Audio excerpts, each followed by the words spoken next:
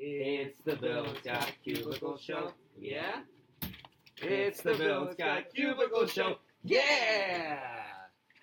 There it is, and shout out to Jake who just went flying by. I'm Scott. And I'm Bill. And this is the Bill and Scott Cubicle Show. Epi number 71. Wow, we are into the 70s. It's really happening nowadays. We were calculating that to get to episode 100, that will be just about the week before Christmas, like the week of the 18th. So that's perfect timing for our 100 episode season because we're going to kick off season 2 in 2018. Wow. We're moving along. We got a lot planned for today. Today's going to be a good show. We're going to talk about Fetty Wap. We got some Taylor Swift talk. We got Lamar Odom talk. We got Thor talk. It is crazy. So let's just hop into it since this happened last week. Yesteryear's pop culture icon Fetty Wap. Right. So he got out there. He was driving, and he got 15 counts. He was arrested for reckless endangerment, drag racing, DUI, driving without a valid license, unsafe lane changing, aggravated unlicensed operation of a motor vehicle, following too close, and speeding, among others. Damn. So pretty much he got hit with the big three. He got the driving while intoxicated. Under the influence. Driving while under the influence. He got the drag racing and driving without a license. Those are like the big three right there. And as somebody tweeted at me when I mentioned this last week on the radio, that's why we're just covering it real quick because we didn't talk about it on the Cubicle Show, is I got to give this guy credit. So I'm bringing up my Twitter right now. But he was like, dude, when you're talking about, you forgot to say that it was the big three when he was doing it all with only one eye. And I was like, damn, that's so great. So Jamie. Shot that handle out. Shout out to Jamie. All right. Wait, so what's the handle? Oh. Gotta get the handle credit. Okay. At Paisan 426. Hit him up and say, yo, shout out you, Jamie, you smart. I just think it's funny because what has Fetty Wap done in the last 2 years other than get in trouble with the law? Pretty much nothing. He hasn't put any new music.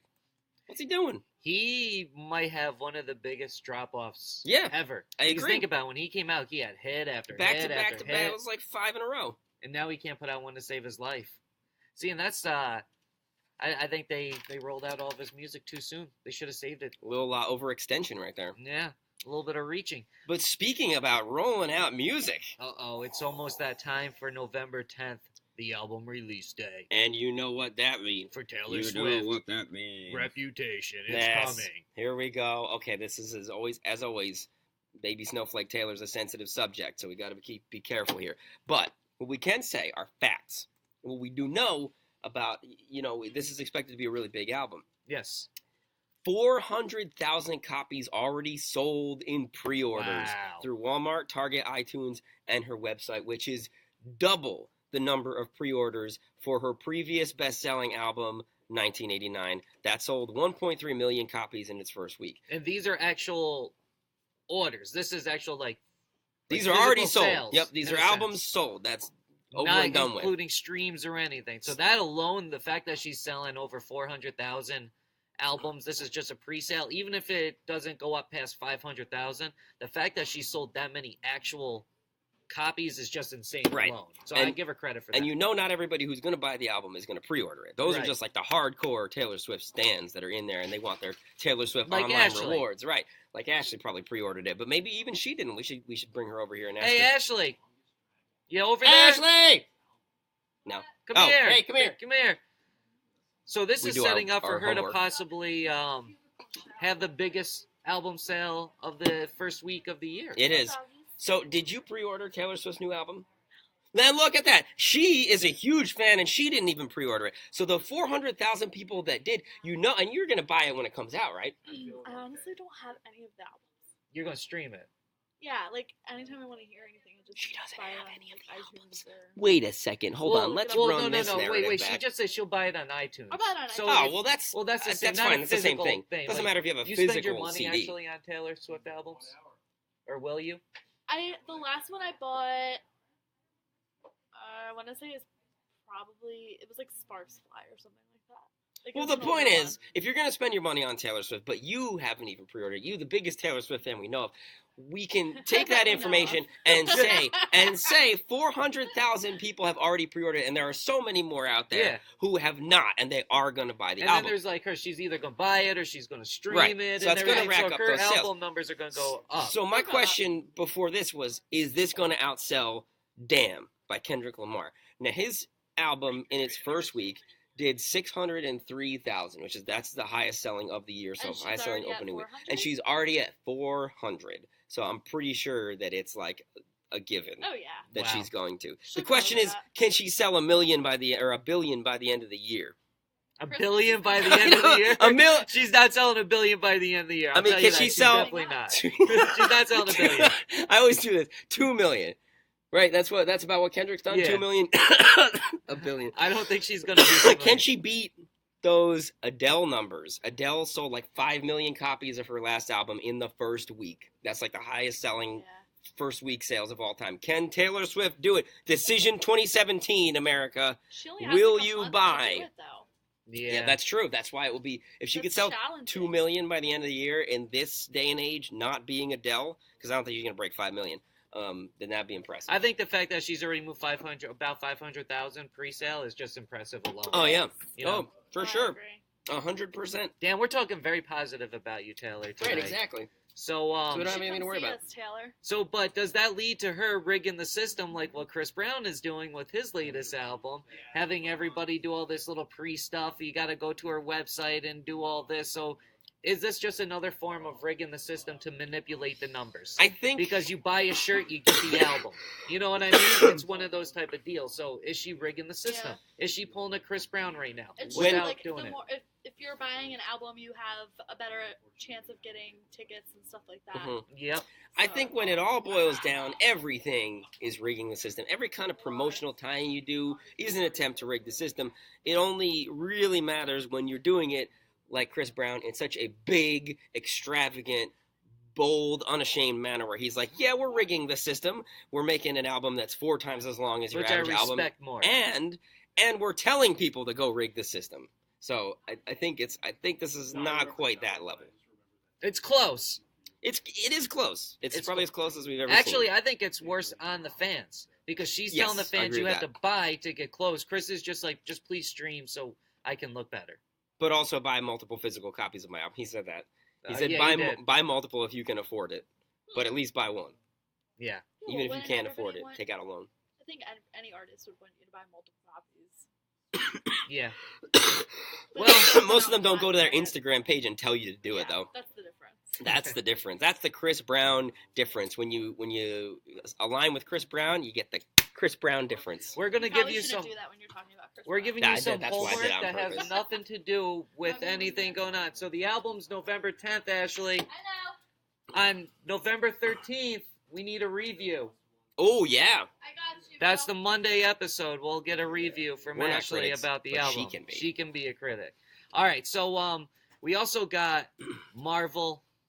Wait, before we get into the Marvel movie, because we could close out with that, let's hop into Lamar Odom basically almost dropping dead last night at a nightclub. So I guess Lamar Odom, he collapsed at a VIP booth at an LA nightclub early this morning, late last night. I don't know here. I'm trying to look for the time for Sunday morning. So I guess it was like yesterday. Saturday into Sunday. All right. So he collapsed. A lot of security guards rushed over to him to see if he was fine. People are saying, his rep is now saying that he collapsed because of dehydration. At the club. I think that's just a cover-up. I'm sure he was dehydrated. Yeah, right. Maybe the least of his problems. Yeah, because, when you're drinking alcohol, you're not hydrated. If you're doing other drugs, it takes away your hydration. So I'm sure, not putting anything on him, but I'm sure he's not sober. I'd say it's a safe bet. You know what I mean? Yeah. And I think that Lamar Odom has a death wish. I really do. I think he feels that I lost my girl, I lost my contract, I lost my crack. What am I gonna do with my life? Get dehydrated at the club and almost die.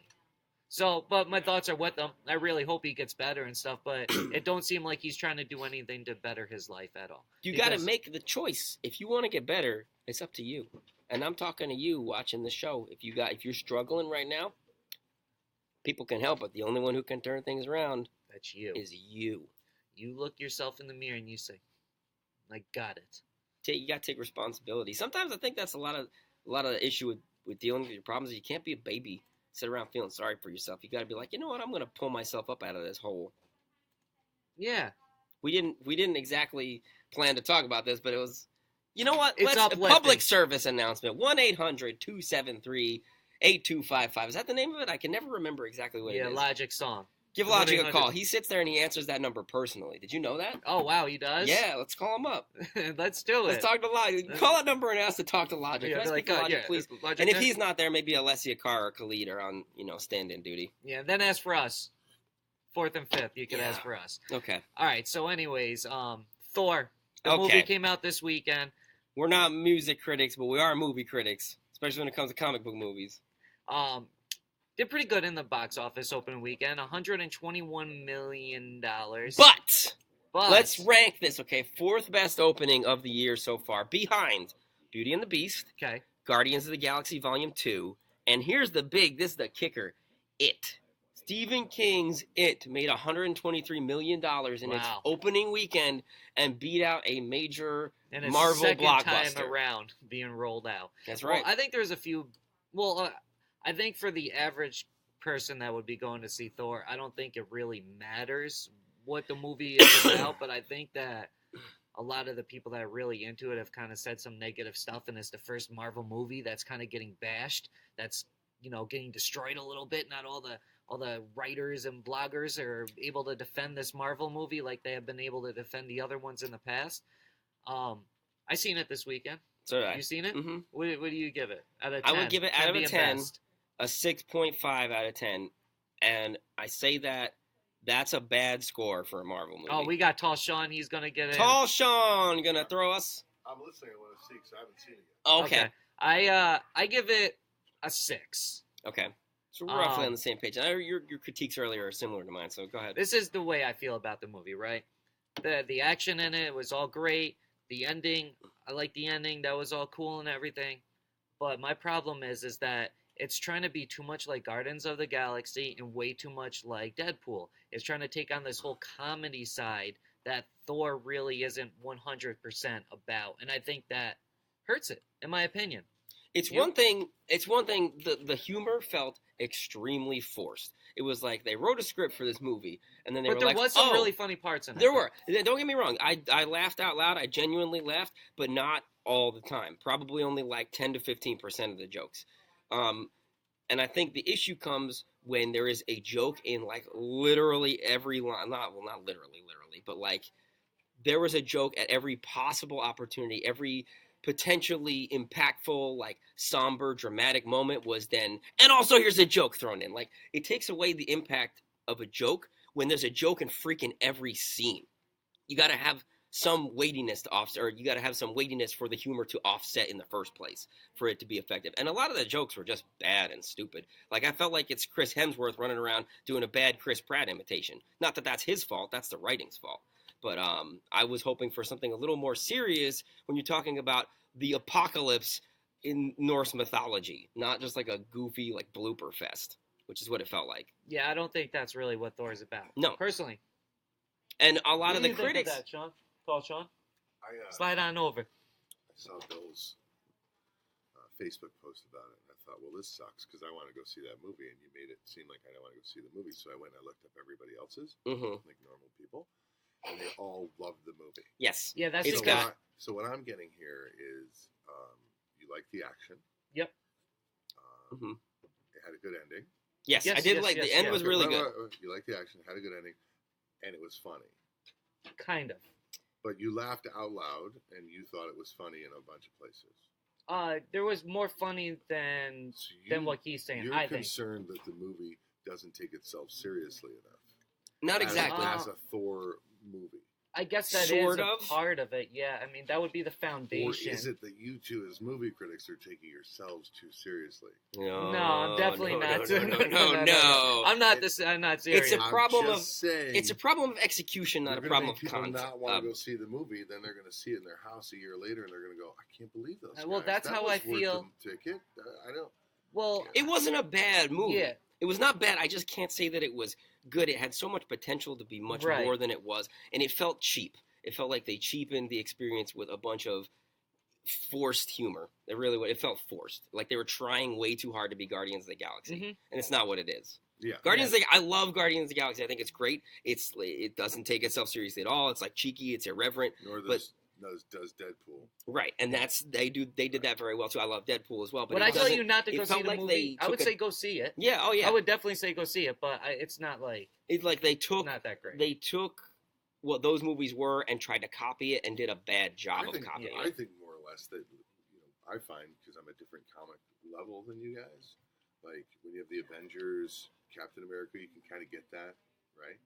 Iron Man, he built the thing himself. You can kind of you can almost see this stuff happening, and then all of a sudden, here's a god. Mm-hmm. Yeah. And how do you beat a god? I don't know. He's a god.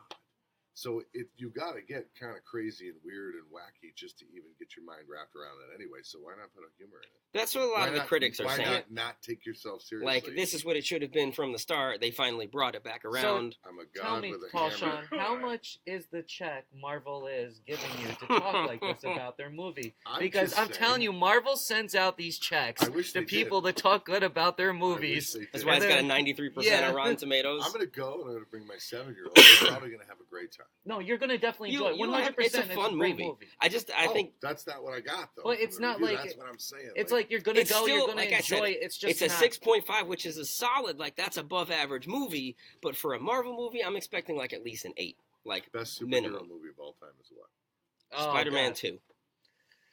Oh, original Spider-Man 2. I can't answer that right now. That's a difficult one. I might have to give me a top 3. Throw one. Well, see, I really like the theater. Wow. Nowadays or old days, because I really still have a Batman Forever really touches my heart. I liked Batman Forever a lot. Really, and that got panned. But I was 9 when it came out. I was great. so young when it came out, but that one really touches my heart. It's special to me. I think my favorite recently, honestly, is probably Deadpool. I would say if I was going to do top 3, I'd say Spider-Man 2 from 2004, Captain America Civil War, disagree. And then I might have to give an honorable mention, maybe even slide in the top 3, Suicide Squad. I love Suicide Squad. Pretty good. Yeah. So, well, let us know what your favorites are. Oh yes, Iron Man. I knew there was one I was forgetting. Original Iron Man is definitely top 5. So let us know your favorites below. Just comment away and tell us, and it'll be great to see. But go see it if you want. I mean, it was good, it was but worth it wasn't seeing. Great or whatever. I don't. My expectations were too high. I didn't really have high expectations because I didn't go into it thinking I was going to be 100%. I thought I would. I mean, I could talk about this. Oh, hey, I need to show off my shirt because I said on my Daily Dish that was going to say. Marissa gave me this shirt. Look at this. And thank you for my book, too. I needed a new Power Rangers shirt because the old one I had was a medium from when I was skinny in college. And this I'm taking a selfie. And thank you and for look who's my, holding the friggin' book. Look who's holding the phone. Billy. My favorite because his name was Billy. There. And with that being said, Monday through Thursday, 10:30 Eastern Time. Because that's the only time zone that matters. Sorry, I got sick brain. That's when you can watch the Cubicle Show live. But we'll see you tomorrow, 10:30. Later. 1 Cubicle Show. Cubicle Show. Cubicle Show. Cubicle Show! That's what I'm talking about, boy!